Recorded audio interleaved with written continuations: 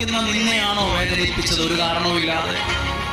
ദൈവത്തോട് പ്രാർത്ഥിക്കുന്ന നിന്റെ കുടുംബത്തെയാണോ ഒരു കാരണവും ഇല്ലാതെ തകർക്കാൻ നോക്കിയത്? ദൈവത്തോട് പ്രാർത്ഥിക്കുന്ന നിന്റെ കൊച്ചിന്റെ കല്യാണമാണോ ഒരു കാരണവും ഇല്ലാതെ അവർ മുടക്കിയത്? അവർ ലജ്ജിക്കാനിട വരും. ദൈവത്തിൽ ആശ്രയിക്കുന്ന നിനക്ക് ദൈവത്തിന്റെ മനസ്സിലൊരു സ്ഥാനമുണ്ട്. നമ്മളെ ഒഴിവാക്കി പോയവരുണ്ടല്ലോ, സമ്മാനമായിട്ട് വന്നു കാണും. നമ്മളെ ഒഴിവാക്കി പോകത്തില്ലേ? നീ ഇവരെ കൊണ്ടൊന്നും കഴിയില്ല, ഇവന്റെ ഒരു പൈസയില്ല, നീ ഇവരൊരു കഴുത്തില്ലെന്നൊക്കെ പറഞ്ഞ് പോയവരില്ലേ? പല കാരണങ്ങൾ പറഞ്ഞ് സമ്മാനങ്ങളുമായി വന്നു കാണും.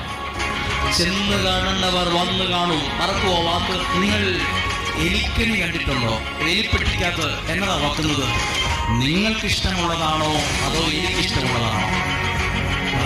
ഒരാൾ പറഞ്ഞ് ചുട്ട തേങ്ങ വച്ച എലി കാസർഗോഡ് വരുന്നവർ.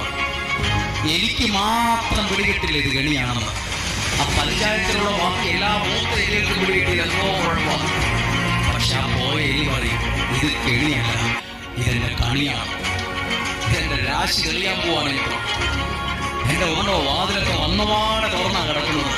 ഇത്രയും ഒരു സ്വീകരണം ഈ പഞ്ചായത്തിൽ എനിക്ക് കിട്ടിയിട്ടില്ല. ഇതാണ് പലരുടെയും ഇന്നത്തെ അവസ്ഥ. പലരും പലതും പറഞ്ഞു കൊടുക്കും.